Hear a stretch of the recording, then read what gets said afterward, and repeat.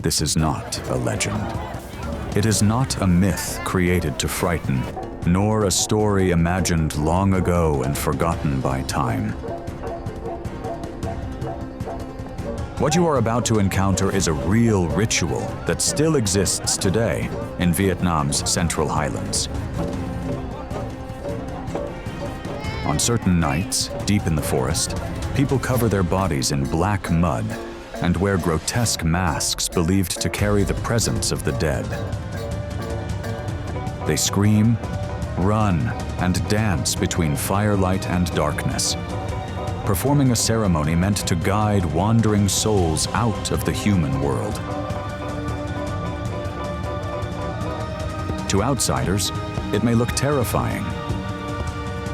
To the people who perform it, this ritual is necessary, because without it, the dead may never truly leave. Vietnam, sacred trails.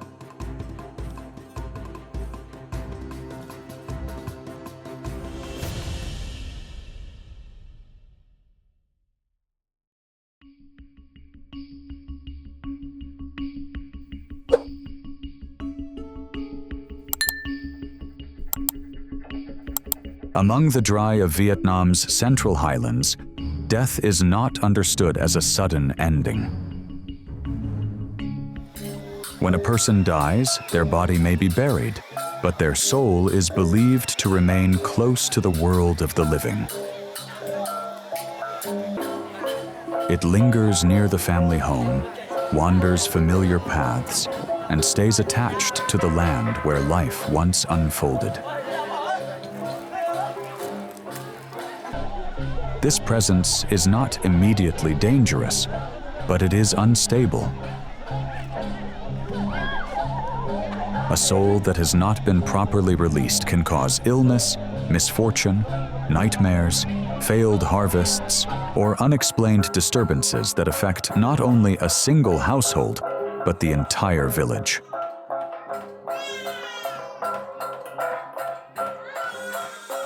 For the Dry, the problem is not death itself, but a soul that cannot move on. If the bond between the living and the dead is not severed at the right moment, imbalance follows. This belief forms the foundation of one of the most important rituals in Dry culture, the Po Thoi ceremony. Po Thi is not performed immediately after burial. In many cases, it takes place years later when the family is ready and the community can gather. The purpose of Po Thi is not mourning, but release. It is the final farewell, the moment when the soul is formally guided away from the human world and allowed to join the ancestors. Only after this ceremony can the living and the dead exist separately again, each in their proper realm.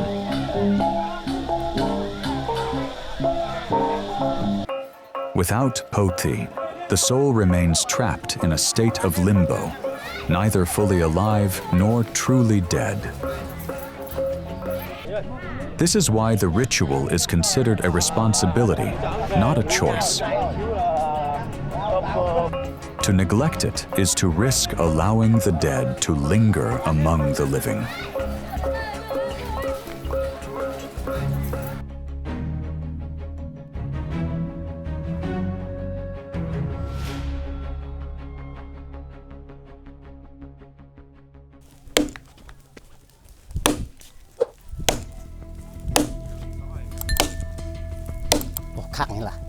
At the heart of the Po Thi ritual are masks, objects believed to hold extraordinary power. In Dry belief, a mask is not decoration, nor is it a symbol. It is a vessel. Once worn, it becomes a temporary body through which invisible beings may enter the human world. This is why Dry ritual masks are intentionally distorted. They do not resemble ordinary human faces. Their exaggerated features communicate states of existence beyond normal life. Bulging eyes symbolize the ability to see across worlds. Twisted mouths and sharp teeth express suffering, longing, and the unrest of souls that have not yet found peace. Spiral patterns carved into the forehead represent cosmic movement and the endless cycle of birth, death, and rebirth. There are two main types of masks used during Poti. The first is the wooden mask, considered the most sacred. These masks are carved from special forest trees, chosen according to spiritual rules passed down through generations. No two wooden masks are ever the same. Each carries a distinct presence and is often worn by elders or ritual leaders responsible for guiding the soul toward the ancestral realm. The second type of mask is made from natural materials, such as banana roots, tree bark, or forest leaves. These masks are created only hours before the ceremony and are never preserved.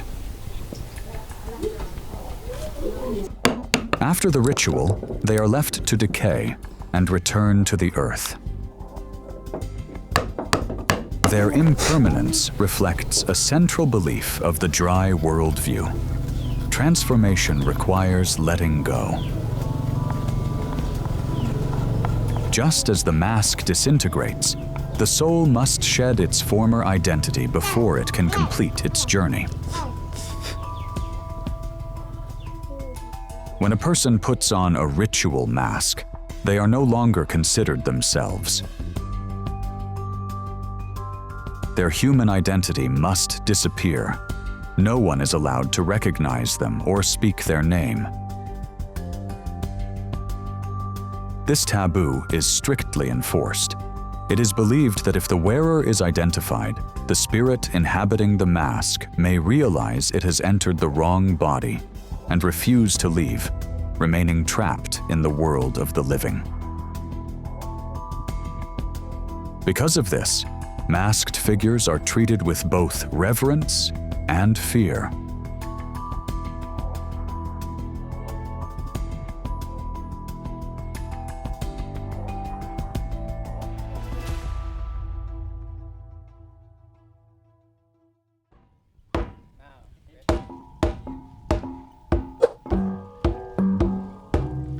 During the daytime phase of the Pothai ritual, the most unsettling figures appear.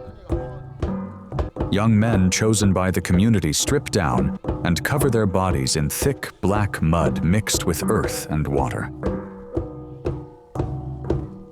They wear masks made from roots and forest leaves. In this form, they become known as Bram, the mud spirits. The mud spirits run, jump, twist, and scream across the ceremonial space. Their movements are chaotic and aggressive, evoking something animal and otherworldly. According to Dry belief, these actions serve a purpose.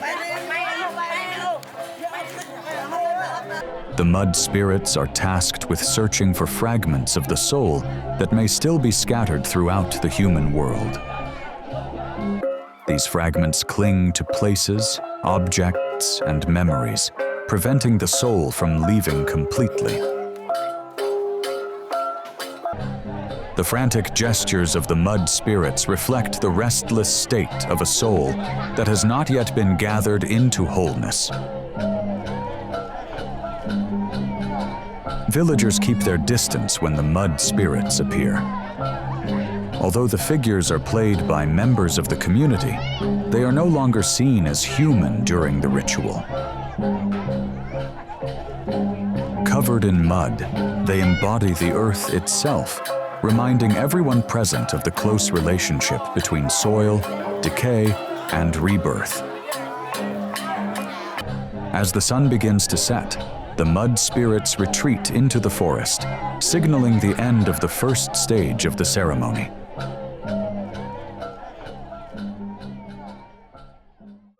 Night marks the most sacred and final phase of Poti. Fires are lit, and the deep sound of gongs echoes through the darkness. Wooden masks emerge, worn by elders dressed in ceremonial garments. These masks are believed to carry the presence of ancestors who have already completed their journey beyond the human world. The movements of the night ritual are slower and heavier than those of the day. Each step strikes the ground with intention. Arms reach upward as if touching invisible layers of the cosmos. Violent head movements symbolically sever the final ties between the living and the dead. Under flickering firelight, the distorted faces of the masks appear almost alive. Hollow eyes seem to stare into darkness beyond human perception, while twisted mouths appear to whisper sacred words meant to open the final gate. This is the moment when the soul of the deceased is believed to leave the human world. Guided by ancestors, it crosses into the realm beyond. What began as chaos ends in order. What was restless becomes still.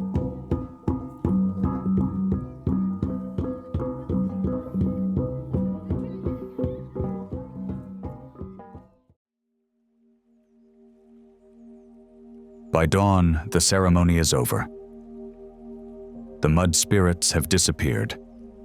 The masks are removed and returned to their hidden places. Mud is washed from bodies in forest streams. Silence settles over the village, not as fear, but as resolution.